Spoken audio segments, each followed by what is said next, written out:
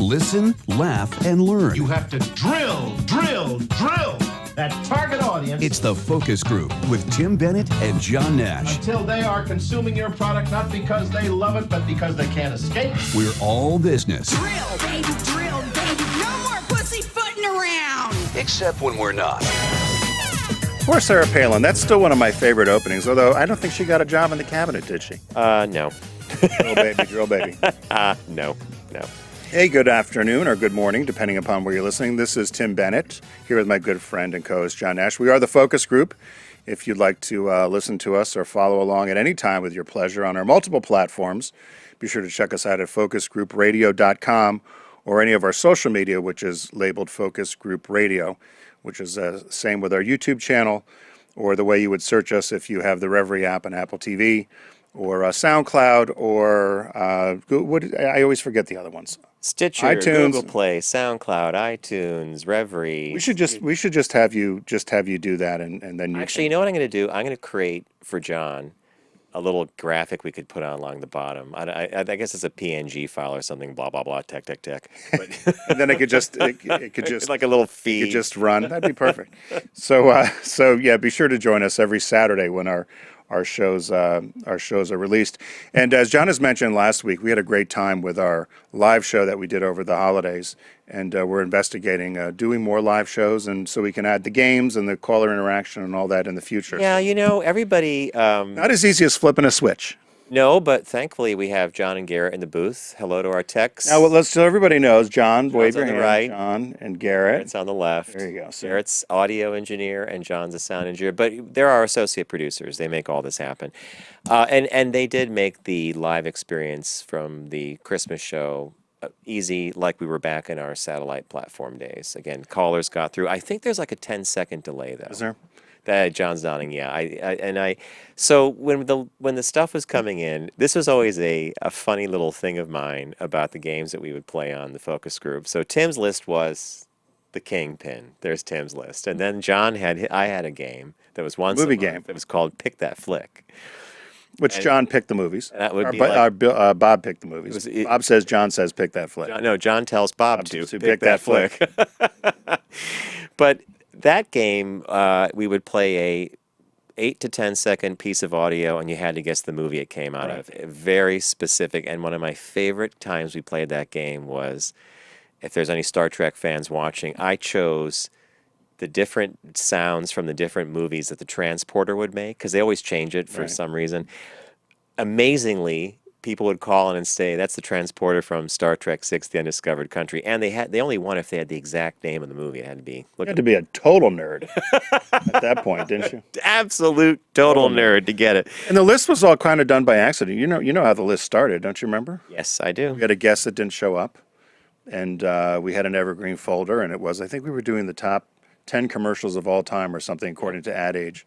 And it was the top 10 ads, of all time. Right. And then the phones blew up, then we thought, well, Dave Gorab and the rest of the crowd said maybe we should bring that in as a segment, and we did. And so it was a happy accident. And that's the thing about that whole, and the other comment that I got that we've talked about is, regardless of whether people tuned in on Facebook or YouTube to watch the live stream, if they watched it 3 or 4 days later, or even just the other day, they love the energy and the randomness of a call. And my favorite, and I can watch it and I'll still laugh, is when Dan from the Upper Peninsula called in. The UP. The UP, which we need to do a road Michigan. trip to. Oh, I've been to the UP, John, many times. I had a dealer there. Yeah, one dealer? Chet Taylor, one dealer. And he dealer. He wrote a song called Blue Eyed Angel or Blue Wide-Eyed Angel or something. It was number 16 on the country chart. And he really? Right, and before then he was, I'm going to forget the guy's name, the Crazy Evangelist from the 80s, 70s and 80s. There's Jim Baker. There was famous one, Falwell. Jerry Falwell. He was Jerry Falwell's music director. And then he wrote this country and western song and ended up buying a Subaru dealership in the UP of Michigan. And I could do a whole show on Chet Taylor.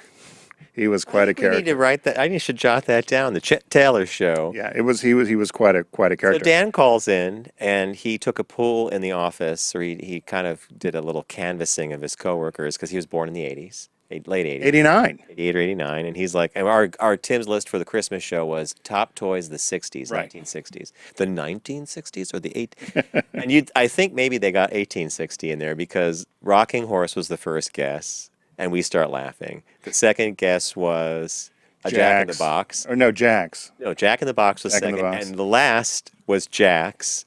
You're looking right at the camera, and you go chalk, a pencil, Tangerine. You Walnuts. know, like, it was, but see, that kind of thing can happen on live, and it's hysterical. Yeah, well, he delivered it, and he delivered it. He delivered it quite well.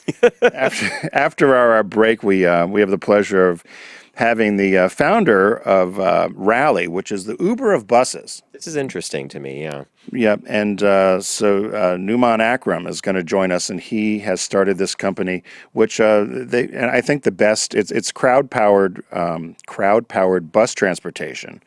But essentially, it is like an Uber for buses. If you're going to concerts or a game, a sports game or something, and particularly now, I think we'll talk to him about. I think he's organizing the group of people that are going down after the inauguration for the Women's March. Women's March. So When we have him on, there's one number that I bet stuck out, and I wonder if you circled it as well. A number, which 5 billion. Yeah, we're gonna. Yeah, I just knew that you would read that in the notes, and yeah. So we'll wait for that. What caught your eye this week, Mr. Nash? Caught my What eye. caught your eye? Here's what Tim and John found. Okay, so this is really more about political correctness and how anything you do can be trolled and a stick poked in it. And it just caught my eye because I'm like, really? Everything is so... All right, so I'll just go into it now. An Indian, a Muslim cricketer, an Indian Muslim cricketer, posted on his Twitter feed a group of pictures showing him doing a traditional yoga morning salutation. It's basically a sun salutation. Stretching his back. Well, it's called downward dog, and it moves through to cobra and then upward dog. And he does like 12 of these, and it's a whole body experience.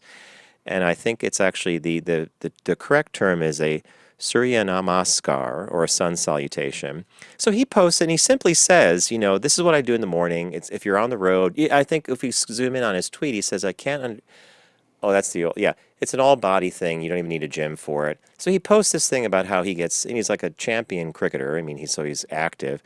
And he gets a backlash like no one would believe. So We did that same thing in rowing just to stretch our backs. So this is actually... It's derived from like a couple of yoga moves that are okay. done. So an unexpected flurry of criticism was unleashed by several fundamentalist Muslim commentators questioning his right to practice yoga given his religion and the Surya Namaskars, the sun salutations, origins in ancient Hindu scriptures. And it came down to the fact that when he's in one certain position, actually, when he's in some of those positions, supposedly you are worshiping the sun.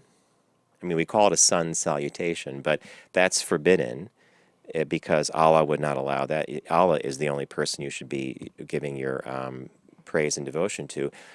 And finally, he fights back with a counter Twitter like, this is just physical fitness, guys, and it's nothing big. But then the article went on to say that the heavy criticism of Kaif, the Kaif, it's Kaif, I want to say Kaif or Kaif, comes just days after an Indian Muslim cricketer, Mohammad Shami, was attacked after he posted pictures of his family on Facebook. In this case, Shami's critics found the sleeveless dress worn by his wife inappropriate for a Muslim. So he's just taking a picture. It's a family photo. Click, put it on, and boom, he gets like a... So it caught my eye only because, as I said earlier, it makes you not want to do anything because there's always going to be someone who says, how dare you do this? You can't be doing it. And I think for you and I, coming out of marketing and advertising, this is the real danger zone for companies. And I'm opening a door for a whole bunch of stories. But that when we used to do ads, if you cast someone, you got why did you cast this We took person? people out of the ads, out of the LGBT ads. We took people out for that very reason. When we first started doing the LGBT work for Subaru many, many years ago, we had individuals. But then you would get handwritten letters, typed letters. Why don't we have this gender, like this nationality represented? And then we took them out. And then you had an experience where you were doing some outdoor shot. Was it a rabbit or a deer? It was a rabbit. And PETA was all up Right. here. Like, how dare you use an animal? Like a rabbit walks across the road. Like, The worst one was we did a commercial with Martina Navratilova, and she was playing tennis. Yeah. And so she was hitting the tennis ball, and there was a line judge, and we had cast an African American male As the line to be the judge. line judge. And we got all these letters coming in that we were prejudiced because we were showing the black man missing the ball. how did they read that? And we said he is a line judge and he's dodging. She was hitting balls at the You board, have to watch the. but it was viewed that we were making a fool of the black man and making him miss the ball and the whole deal. And you just shake your head. We did something with snakes. We had the snake lobby call. I mean, nobody's ever happy. I mean, that's And the that. issue. So that's what catches my But eye. in this one, what do I always say about religion, John? Any religion. The minute you go. Where into religion starts, logic ends. Yeah. Leave it at that. So that caught my eye. I don't know if it's good or bad, but it caught my eye. Well, it's frustrating. The speaking of I did Europe, of course. I always refer to as the welfare continent, and or the welfare Switzerland. states. Switzerland is the. Swiss, well, the Swiss are in this thing too. So Finland, which is one of my favorite countries I've ever visited in Europe. If you ever get a chance to go to Europe and get Must the be chance to beautiful. go to Finland, Love Finland. it's only 5.5 million people, but they've started something here which is quite radical. It launched January 1st. They're giving 2,000 citizens a guaranteed income at random.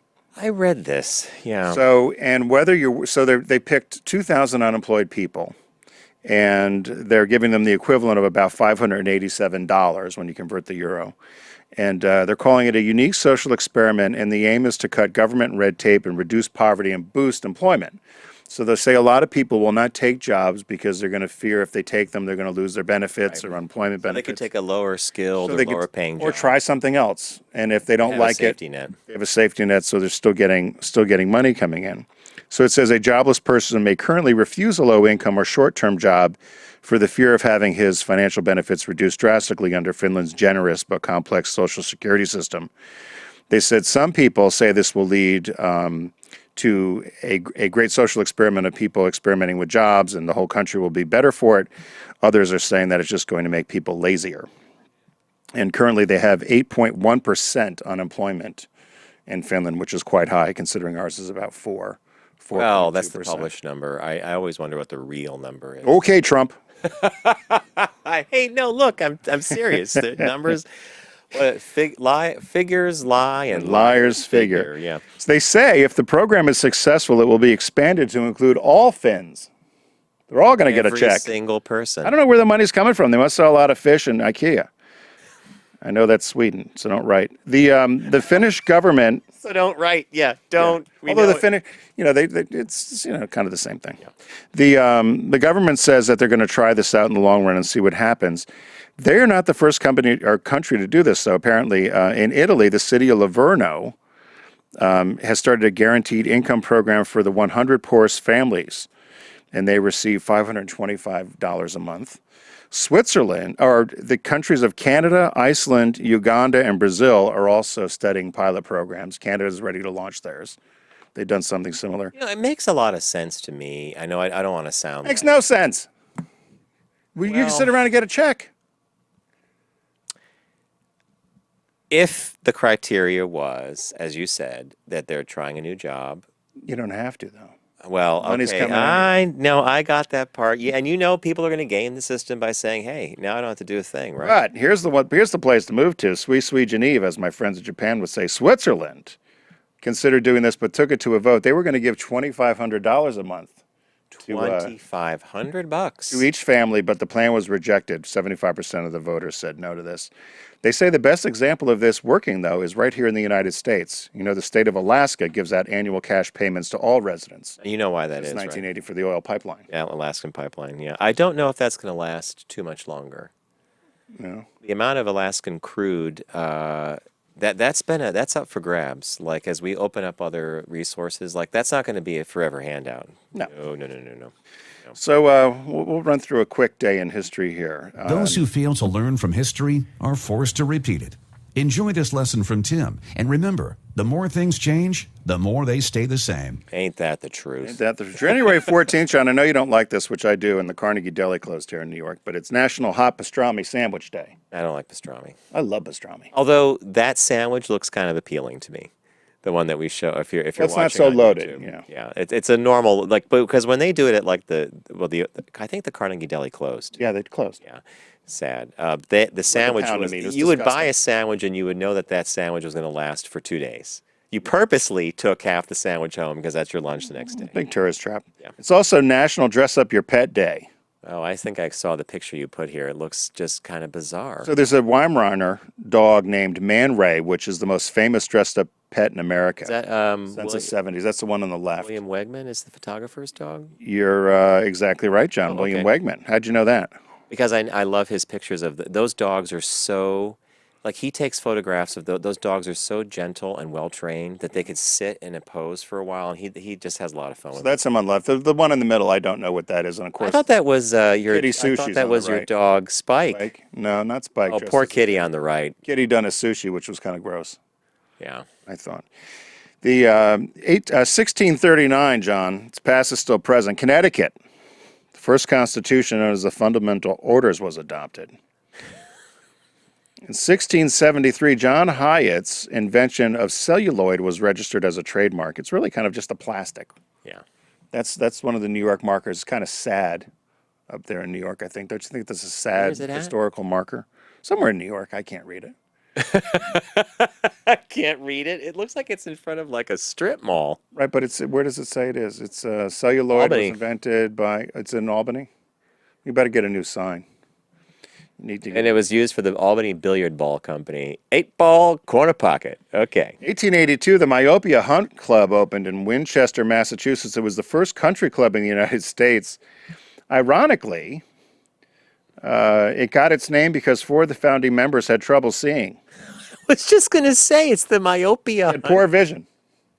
They They're called it the Myopia Club. Swinging the gun around. Yeah. Fox hunting, it's a private country club. It moved to South Hamilton, Mass. It's also the oldest polo club in the country. In order to be a member, John, though, someone has to die or move away. Those are really strict entry qualities, don't you think? Die or move away. 1943, FDR, our president in 1943, Franklin Delano Roosevelt, became the very first president to fly in an airplane while in office. So he was on something called the Dixie Clipper, which was a Boeing 314 flying boat. And they were so concerned about the Nazi U-boats, he had to go over to Casablanca. So get this route. They said he was frail at the time, 60 years old. He had only about 2 more years to live. They took a 17,000-mile trek because they were afraid of the Nazi U-boats over the Atlantic. So that means they went reverse. Wait, I'll tell you where they went. The secret presidential flight took more than 4 days, and they also had to refuel along the way. And then he transferred to another plane, a C-143. But the Pan American Airways crew took him from Miami down into the Caribbean, went into South America to Brazil, stopped in British Gambia, then proceeded over to the African coast and up to Casablanca, Morocco. He looks like he's sitting having a good time on that trip, though. Well, is he a martini drinker? He and Winston, they must have. Well, what else are you gonna do?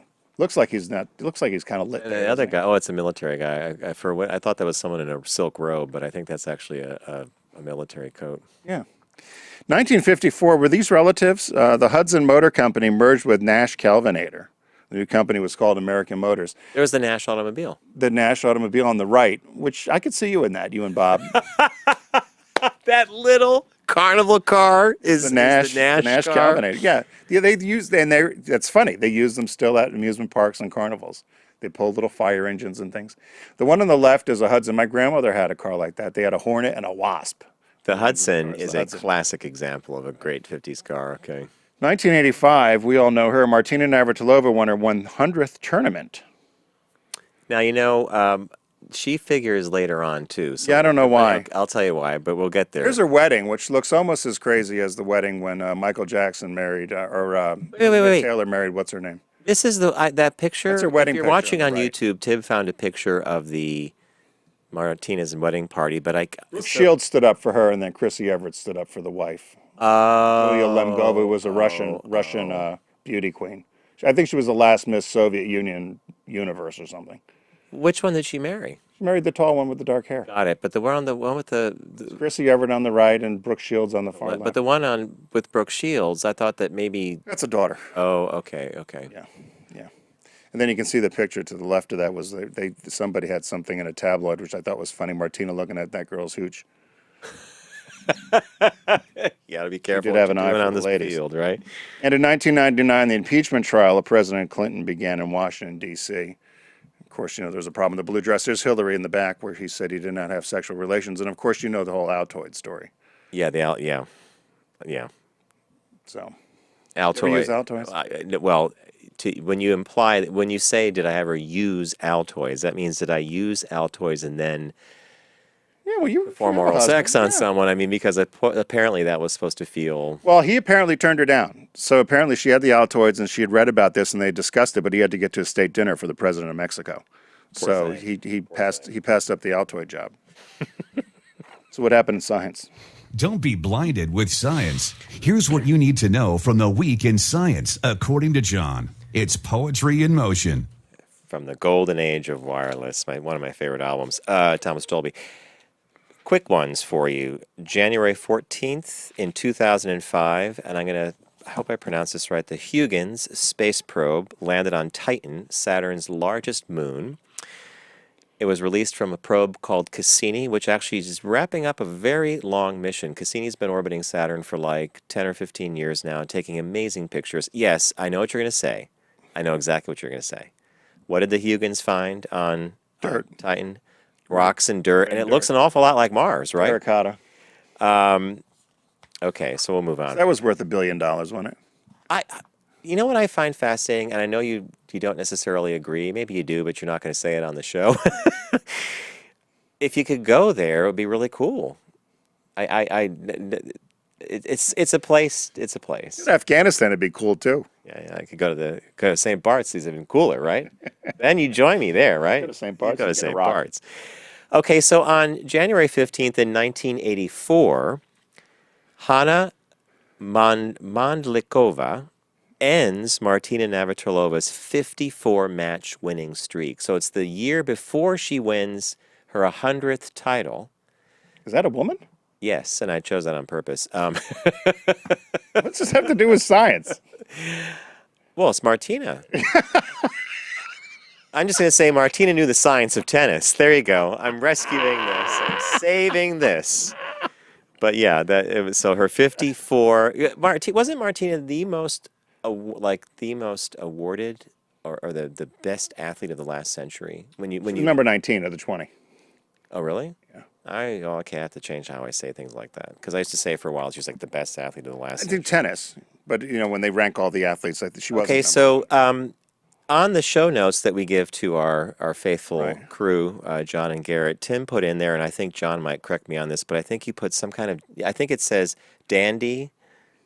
Yeah, dandy with a. Well, I have to see the picture, but it was John, what dandy did with he a map. say? Yeah, dandy or whatever. Well, that dandy happens to be Captain James Cook. Well, how would I know that? Well, you're learning now in the Week in Science. On January 17th of 1773, Captain James Cook becomes the first to cross the Antarctic Circle. So if you're watching on YouTube, I get these pictures. They're not labeled. They just come on a PowerPoint, and I'm supposed to label them. Do you think I should put Captain Cook in there? So, dandy with a map. That's what I saw. Dandy with a map. I'll have to start putting like Captain James Cook in. Well, otherwise, you're going to get what you get. I'm going to get this, yeah. And lastly, on January 19th, born on January 19th, 1763, he died at the age of 83 in 1819. None other than Scottish engineer and inventor James Watt. And we have next to him... A dandy with a pump. A dandy with a... That's what you put on, that's right. That's what you put on the notes. Dandy with a map, dandy with a pump. Okay.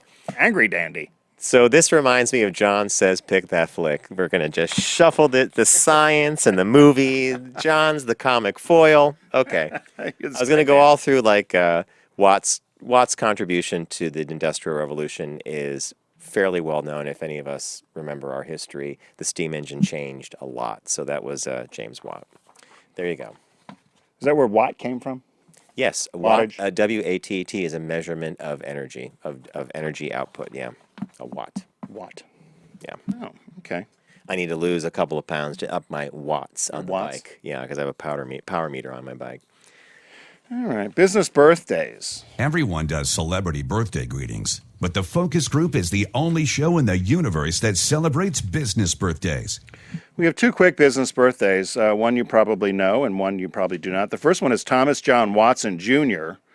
He was an American businessman, political figure, and philanthropist, the second president of IBM. He was president from 52 to 71. His father was president before, which I thought that was kind of weird. He was the 11th national president of the Boy Scouts, 16th United States ambassador to the Soviet Union, and he also received the Presidential Medal of Freedom.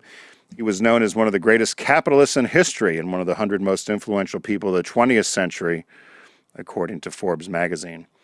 And then Mark... Wait, could you go back to that picture for a minute? Can I tell you what I love about that photograph?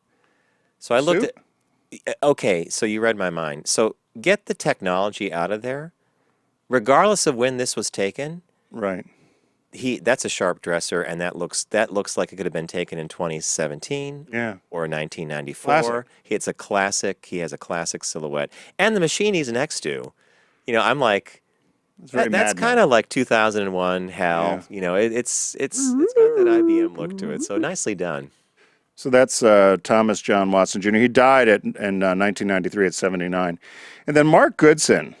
Is this the game show guy? Right, so Mark Goodson, an American television producer, specialized in game shows. What is your favorite? With his partner Bill Todman. What was your favorite one? Did he do the Quiz Masters? So here's what he's known for. He started it with Winner Takes It All in 1948, but then The Price is Right, Family Feud, Match Game, Password, Beat the Clock, To Tell the Truth, I've Got a Secret, What's My Line, Card Sharks, and Tattletales, amongst, and if there's a graphic of some other things he's done, as well as Concentration. So he did The Price is Right, too, right? Some great, 4 of the shows are still on, obviously, that they started. I love If You Get Buzzer, which is... you love that channel. And it shows all the old commercials, too, which is great, but they do a block of I've Got a Secret, What's My Line, and To Tell the Truth in black and white, which are just hilarious. Match Game was another favorite of ours. The long Gene Rayburn, that mic was... Well, that's on too. He took 4 of the games international. So Family Feud was known in the UK as Family Fortunes. Card Sharks went under the name of Play Your Cards Right. In Germany, Match Game was known as Schnick Schnack. Schnick Schnack. And in the United Kingdom, Match Game was known as Blankety Blank. In Australia, it was known as Blankety Blanks.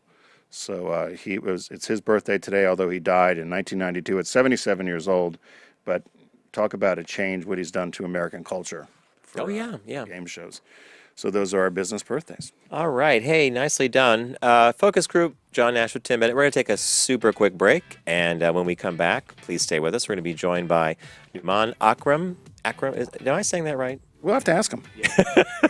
Founder of Rally, a really cool, it's the Uber of buses. And there's a lot of interesting stuff we're going to go into with him. So stay tuned. We'll be right back.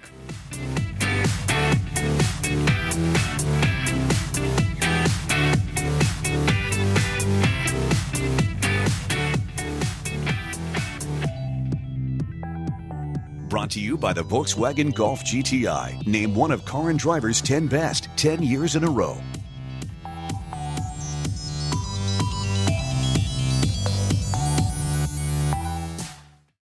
Focus on the savvy side of 9 to 5 with the Focus Group. Been in business a week. I got more money than I know what to do with. Listen, laugh, and learn with Tim and John. Herrera Rocher. He is doing well. Hey, welcome back to the Focus Group. Tim Bennett here, as always, with my good friend and co-host, John Nash. We're all business except where we're not, but we're certainly business right now. As promised, we have joining us the CEO of Rally, which is known as the Uber of buses, and we have joining us Numaan Akram. Did I say it correctly? Akram. You did. You got Is it. it Akram? Think of the Numaan. Yeah, it's all pretty good there. Thank you for having me. And Well, we want to welcome you to the Focus Group, and it was funny when we had heard from your PR firm that they said, "Hey, we got this guy that founded the." I said, "What is it?" And they said, "Well, it's the Uber of buses." And John and I were both immediately intrigued. So, rather than just giving it the Uber of buses, could you tell us a little bit about Rally and how it started? Sure. Well, certainly we'll take that analogy any day, right? When it comes to being compared to the most valued company ever in history. Is that where Uber is now? Uber is now up there. Yeah. As one of the most valued. Yeah. Right. They don't own anything, do they? It's true, they don't. But at the same time, you're probably tired of hearing the Uber of analogies, right? No, actually, this is the first time I've heard the Uber of. Okay.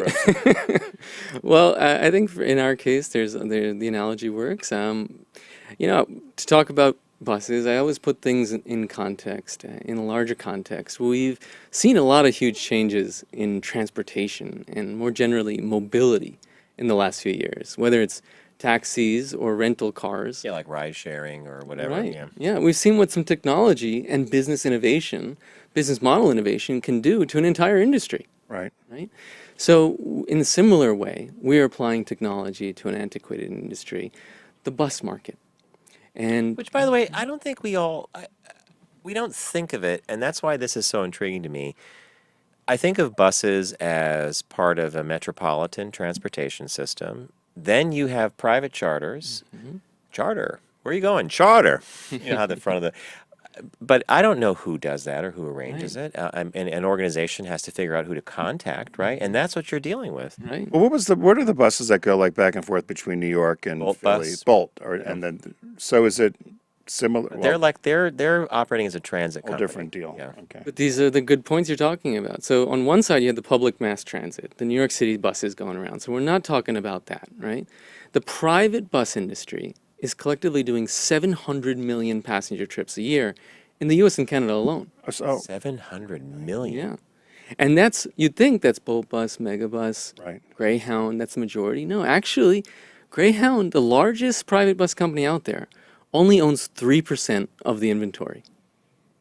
And you talk inventory as equipment. His number of buses, yes. Who would that be? Or Well, you said Greyhound. Greyhound is the largest, right?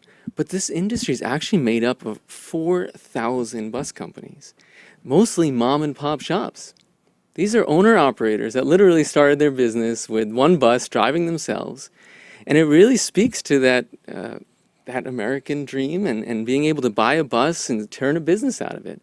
And that's what has really attracted me to this industry. And were you prior to this? I know you were an entrepreneur, but were you involved at all in transportation or at all with buses? Or no, I didn't grow up thinking I was going to be in the bus industry.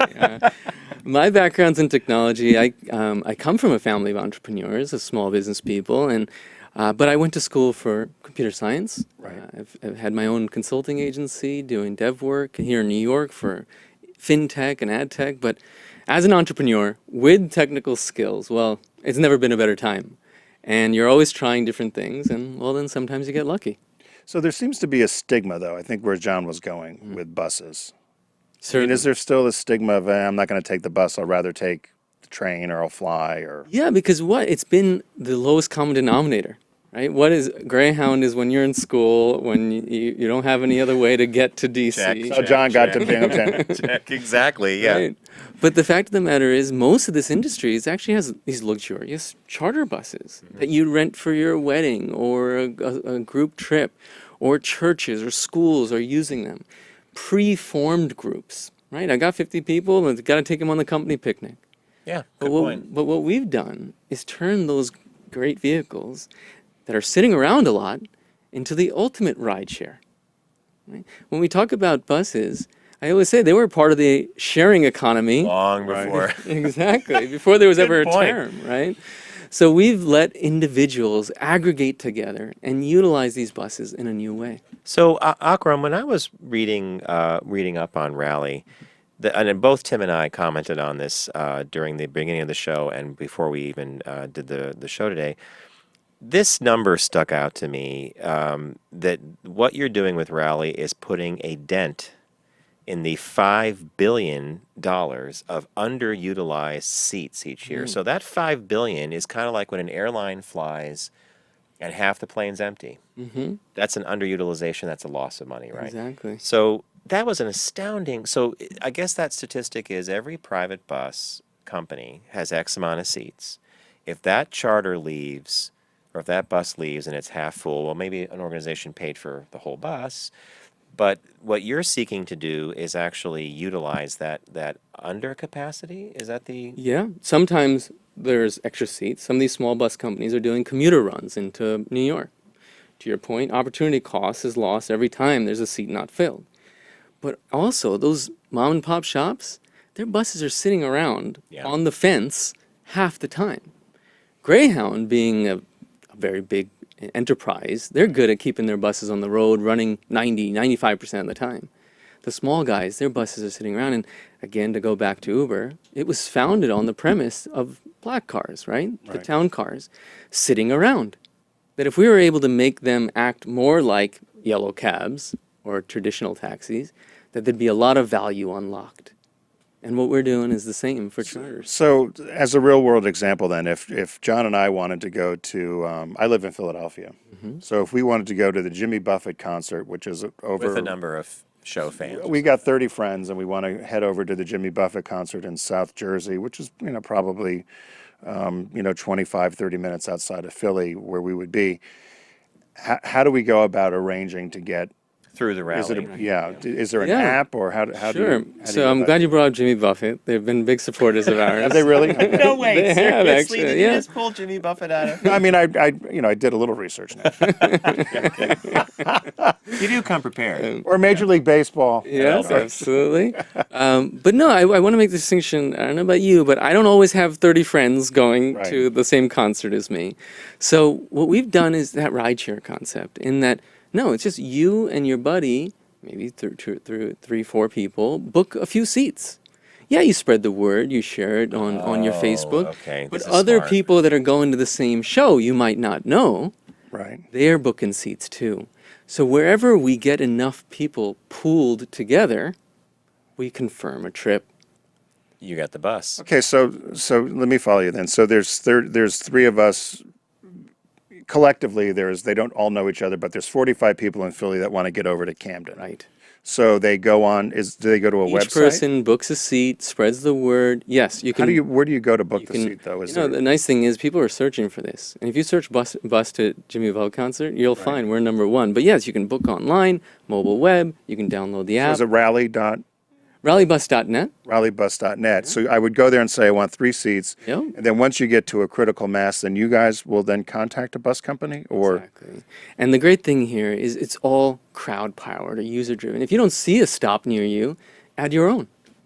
And we can dynamically route the buses. Anywhere we get enough demand, we're confirming a trip. And then, yes, we not only a technology for the rider, but we've changed the experience from an operator or bus company point of view too. That now, not only are we bringing them new business, right? This trip wouldn't have happened if we didn't aggregate these riders into a trip. But now we're giving them apps for the drivers. And they can now know where we're picking you up. They're scanning everyone in. Everyone's getting text messages and notifications. And it's really changed the entire bus experience. Now, I think it's a great idea. I think it's really cool how you're implementing it. When you began, as you moved along in the process, you just said something a minute ago that triggered a thought, or at least a question, which is that if I Googled, like sharing a bus or whatever, you come up number one. So, as you're the CEO, how do you sit and say, got a great concept, how are we going to connect this with consumers? What is my marketing mix going to look like? Because a lot of our viewers and listeners are often stymied on that one question. Where do I put my money? Is it in search? Is it in traditional advertising? So how did you approach getting the word? So there's what you're doing with us. A communication strategy is very smart because you have a much better chance of explaining in really good terms the concept of the company. But how have you approached marketing Rally, or are you just at the beginning of that stage? Sure. Well, I'll go back to the fact that this was started not as, let me change the bus industry, but rather a passion. I wanted to help people get to, actually, it was a political rally. It was Jon Stewart and Stephen Colbert. I remember reading that, yeah. So it comes from a passion first, and that's where I would always start, right? And part of this ride sharing or sharing economy stuff, there's a sharing and virality element brought in. So having the technical skills, I was able to invest my time and build an app and put it out to potential customers, people that wanted to go to this event early on. And they were the ones that came together and spread the word and made things happen. So I think we're living in a very unique time right now. Word of mouth marketing. Right. And that it is cheaper than ever to launch a business. And that this concept of failing fast and trying and proving that model value proposition before you invest a lot of money is something that we have the ability to do. So was that one of your first projects with the rally down in DC? Yeah. So what would the bus ticket have cost from New York to DC? It was, it starts at $50 for the round trip, I think. Round trip. Yeah. So did you look at Amtrak first before you came up with this idea and say, oh, we'll take the train down to DC? And I'll tell you, it's a very simple model in that we found out how much a bus costs. I didn't know much about buses. How much does it cost to rent a bus? This is all Right. news to me, Right. too. Like, let's get a bus. What are we Right. talking about I knew here? they were out there, right? So made some calls, found out how much it costs, and then I just took the cost of the bus and divided it by the number. amount of seats, Right. right. And I said, if we sell that number, Then we'll the break bus is- even, the bus is on. And if we sell a few more, we'll make some money. But that was the basic premise. And that's that tipping point or crowd tilt or Kickstarter. These are all concepts that we've seen in other businesses. So we're just, So are your Amtrak and the airlines, whatever, trying to poke you or what? I think I don't know Amtrak and airlines, they're doing all right. I don't know if they can. This is a little different to me, this concept.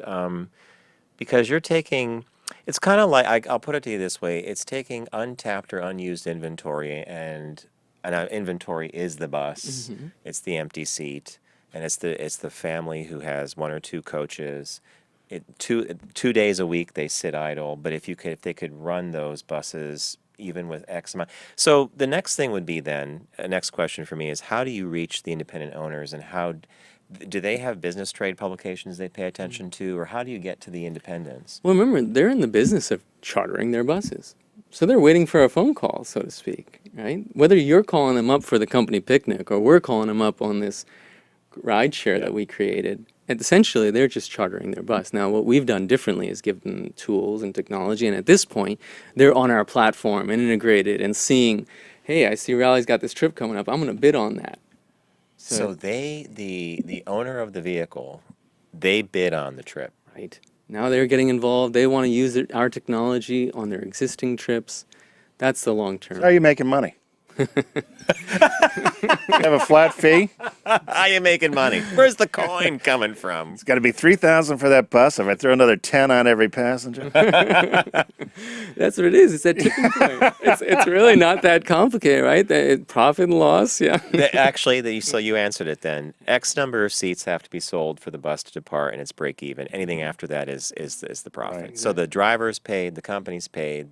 If 100 seats, if 50 are there, and your model figured out that the 50 was what the bus would depart with, if you sell the 100, there's your. it's kind of what Vegas was doing for a while with, and not to disparage your model but when hotels they wanted to fill hotel rooms because the thought was, I'm going to fill a hotel room, you're probably going to go They buy had the slots. enormous inventory. Huge inventory of hotel rooms that went unused, so they thought I'd rather get $30 a night than $0 a night, right? Because at least the facility is being It was there and used. it's open, You know, staff. right? Yeah. Staff you got to pay, da da da da.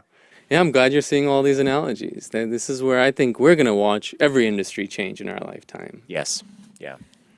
Actually, Numaan, I was at a party recently where someone said, if you're going to talk about your job, at least acknowledge that what you're doing today may not exist, and that what we're all doing didn't exist 20 years ago, that everything's, the table's been wiped.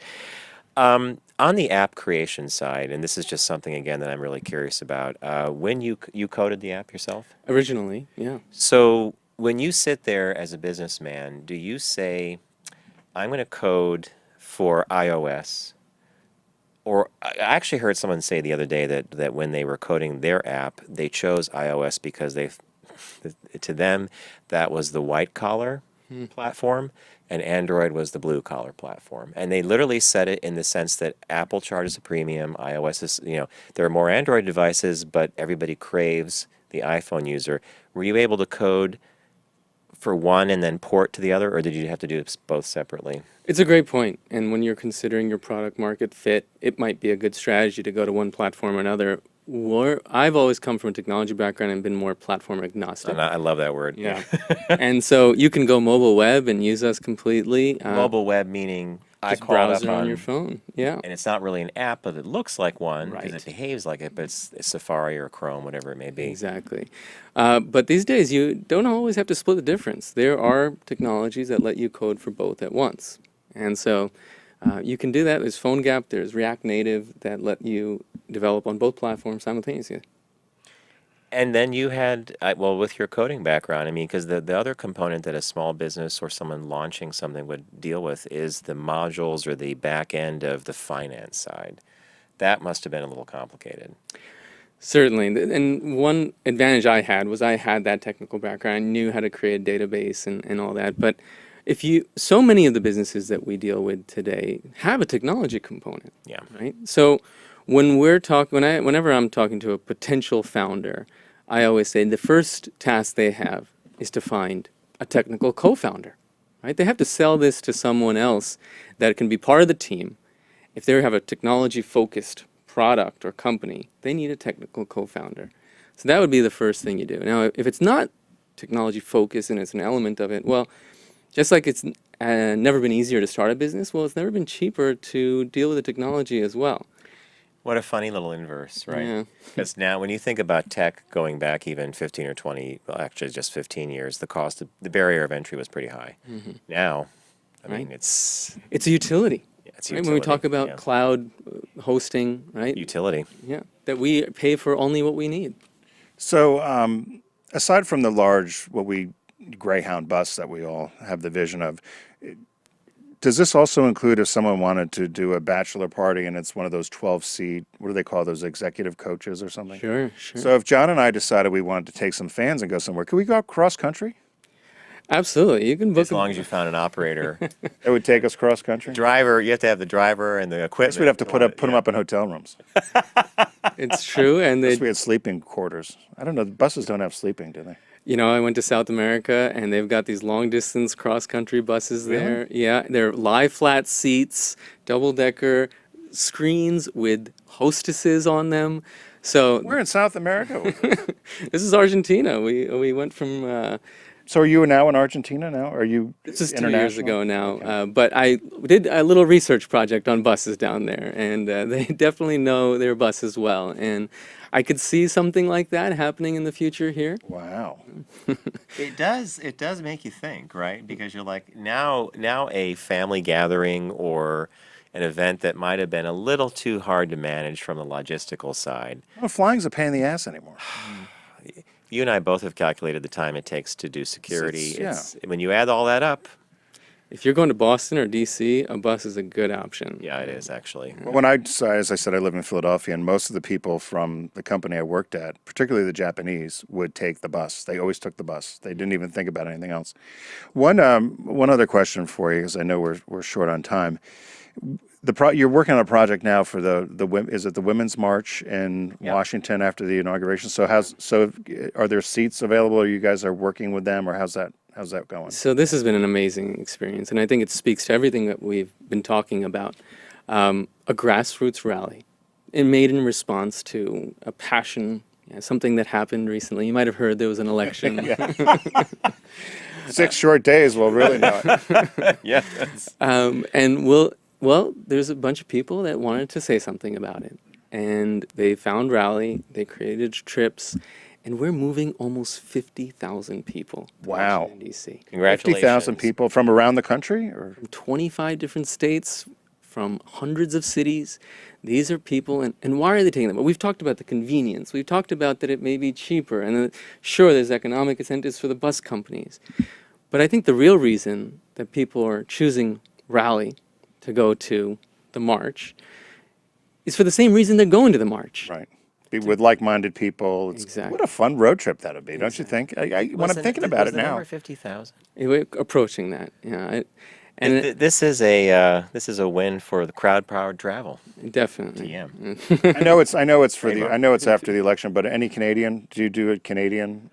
We've got people that want to try to come from Toronto, and certainly for the Bills games, we've got a route that goes from Toronto to Buffalo every game. Bills games. So it hasn't all been candy and sunshine, has it? Of course not. When we're- What's been one of your biggest challenges? Sure, I guess the hurdles you guys are talking about, the perception of buses, Yeah. that's been one thing. But certainly, we've got to deal with all the challenges that come with transportation. Everything from flat tires to hurricanes. And that's Force majeure, things that are out of your control, right? Acts of God. Yeah. how can we use technology? You know, it's my favorite phrase, the force majeure. It's in every contract. Anytime you can speak French. Yeah, it's true. Every time I have an opportunity to show my weak use of language, right? All right, Numaan Akram, Yes, founder of Rally, and I want people to visit. It's rallybus.net, you got it. and you could do that on your phone or your tablet, as well as your browser, and you're going to get the same experience because you've done mobile web, which I love. I don't understand, but I get it.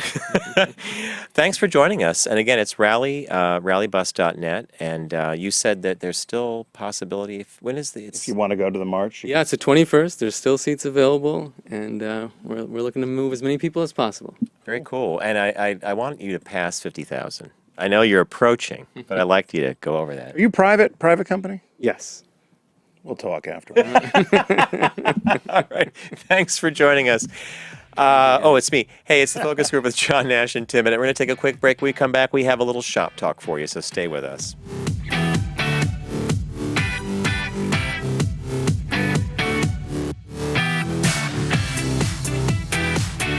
Brought to you by the redesigned Volkswagen Passat, where family happens. Visit VW.com to learn more.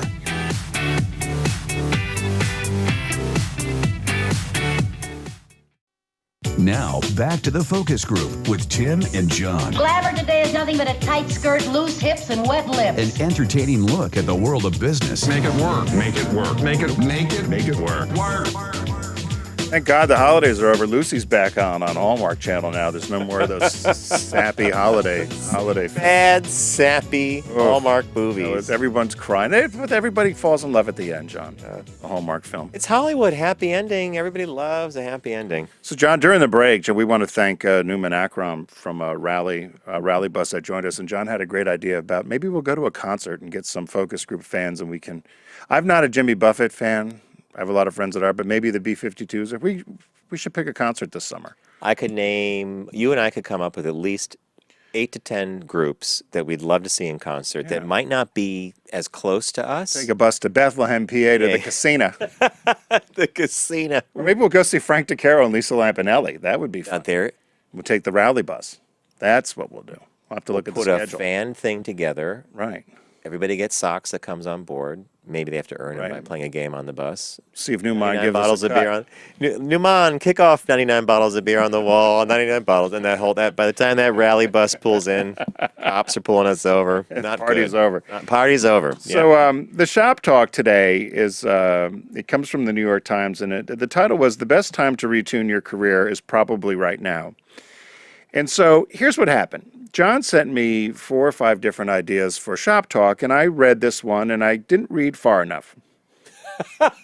Oh no, you should. We could have used any shop talk. I could have. No, well, so what happened was I read it, and I thought this is going to be a great one to talk about because it says, here's what I read. It said January is a big month for buying gym memberships.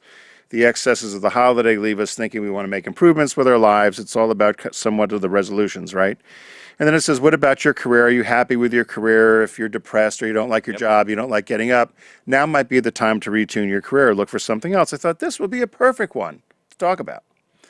As I read further, I was perplexed by it, and I wasn't sure what my takeaway was. And I'm wondering if I wrote down 3 things at the end of the article, but after it talked about things you should consider doing to improve your career or your happiness at work, I wrote down 3 things that I took away at the end of the article, but I was wondering, what was your takeaway if you were doing the elevator pitch on this? My takeaway was that this writer at the Times pushed into this one article things that they've discussed during the year with books, apps, and with just general philosophy of changing your job or career management in general.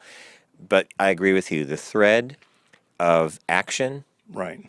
which is something you always like in an article, like how to, tell me this, Right. do this. It really was a little less than that, and it was really looking at 3 broad buckets in this idea of career and change. And the first one was asking for a raise. The second was finding a new job. And the last one was finding happiness at work. The asking for a raise, in my opinion, falls into this new job idea or retuning your career because it does change your relationship to work. If you're valued more, if you're paid more, now you have a different relationship to your job. So I thought that was appropriate to be in there. But it was the one for me. Well, and it said, and to further that point, it said to make sure you do your research and just don't go in and ask for what they called a gift. You would say, I've done a great job. Here's what I've accomplished. Here's what I think I'm worth. And we've also just laid off a few people, and I've taken on more responsibility. I think I should deserve a raise. Exactly. No, and that was the key that Tim, you nailed it perfectly. Be prepared, know your worth, and make a cogent case for why you should be paid more than you are at your current salary. And that act alone, and even if you don't get the raise, making the effort is going to show an effort. And it's also going to, again, reinvigorate your relationship to your job and your career. And that if you don't get the raise, maybe that's the signal you need to move on or whatever. Right. But that one was so I read it as I did the same thing you did. The headline, the subhead, and the intro paragraph sucked me in. And then I was like, what? I read it. It was clickbait. Clickbait. No, I don't think it was that bad. It wasn't that bad. It wasn't. The second one was finding a new job. Yeah. This one I thought was...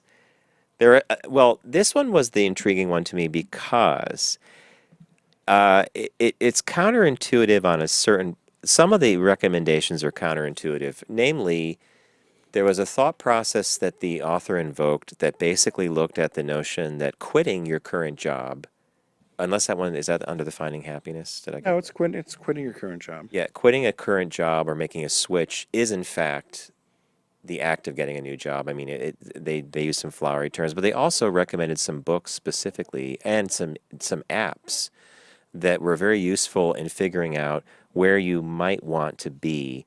So one of the books they mentioned was Mastering the Art of Quitting.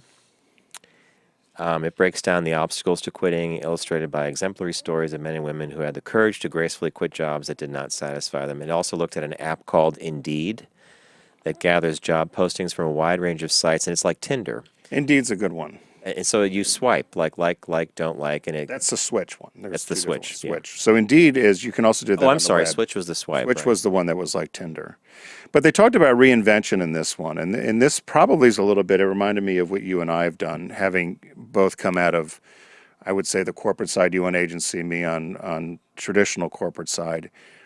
And then reinventing yourself to find something else that's semi-related to what you do, but maybe different. Yeah. But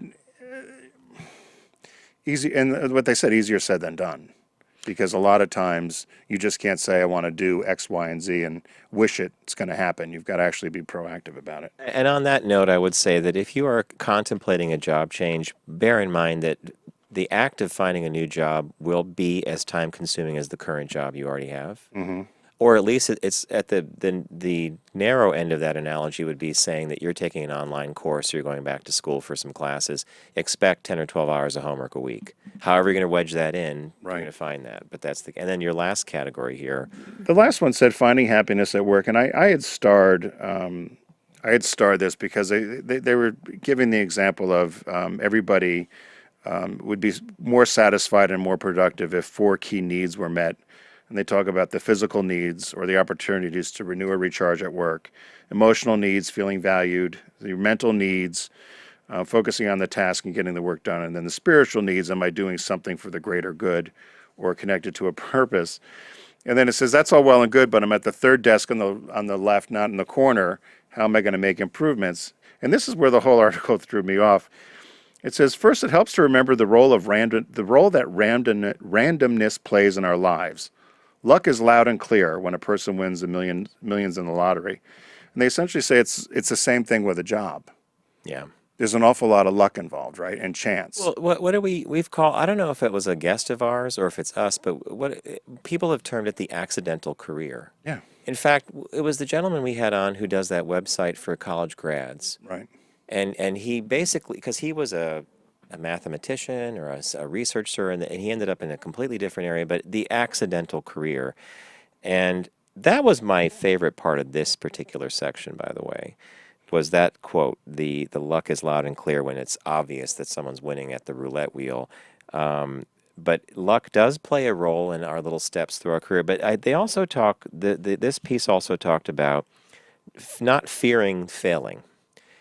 In other You have words, to put failure into the yeah, equation. you might not succeed in switching, or you might not do something else, but don't worry about it because, as he said earlier, or she said, whoever wrote the book about this, luck does play a role, and not and the decisions, and this is another one where geography is destiny. Remember that old military line or the conquest line? It's yeah. So that one I thought was interesting. Well, they talk about the trajectory and career, and so my takeaway for the whole thing, when I said I wrote 3 words down, they were reinvention, improvising, and then luck. I think that's good. And I've thought about it in my own career, and I'm sure you have. Had you not out of college come to New York City, say you went to Hartford. I'll give you a prime example. We've talked about this before. I was accepted in my freshman year at college to transfer to UCLA. To go to film school. And I was given a full scholarship. Well, things got messed up on the family side or something. Lots of therapy. Things didn't happen, didn't transfer. But there you go. Had I gone to the West Coast to finish schooling, would I even be sitting here right now? I mean, it's a very funny, So that's that whole luck and trajectory, and that's the big piece that I had somebody, a mentor in my career long ago, that told me, and he said the same thing. He said, you could all you could all get this Ivy League education, and you all think you're going to go to Wall Street and make $1 million.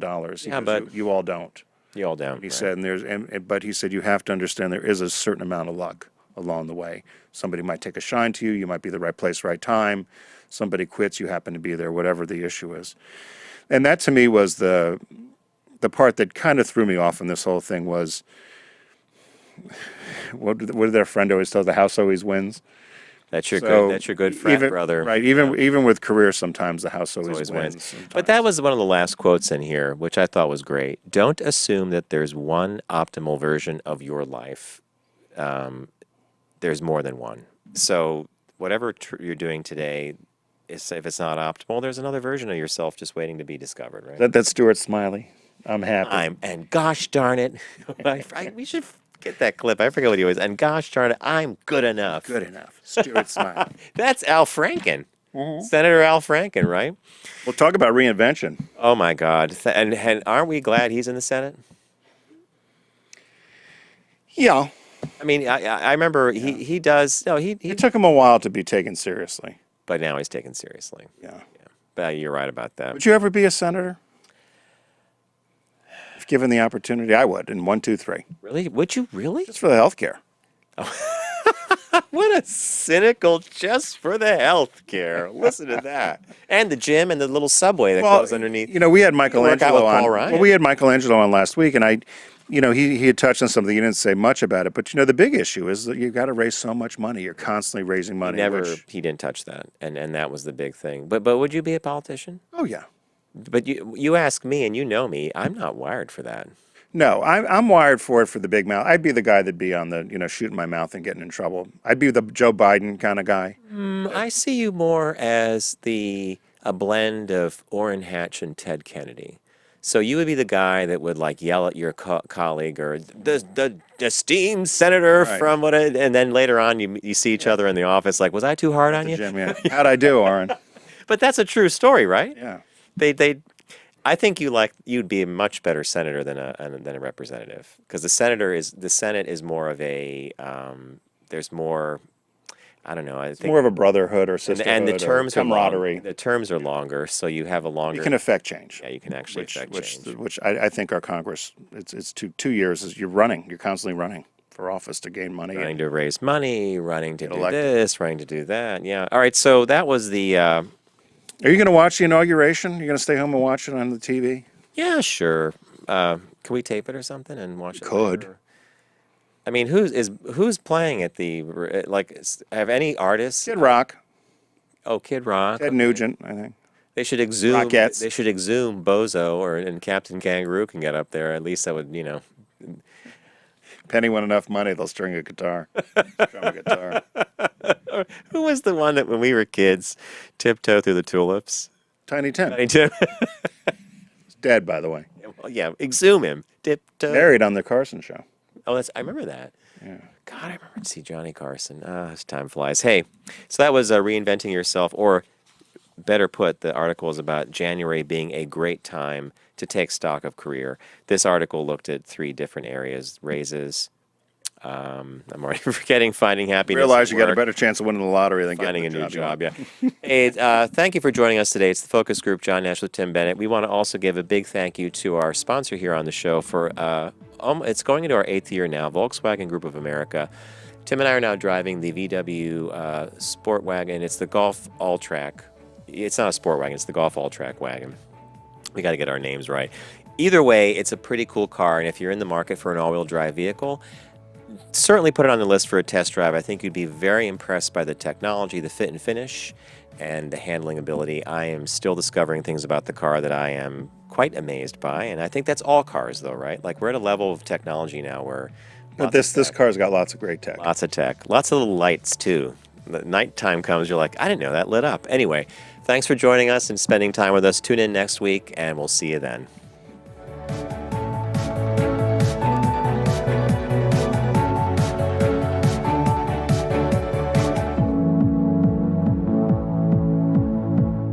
It's the Focus Group with Tim Bennett and John Nash. Formerly on Sirius XM Satellite Radio and now accessible on all platforms. Subscribe, like, and rate us on your platform of choice. Learn more at focusgroupradio.com.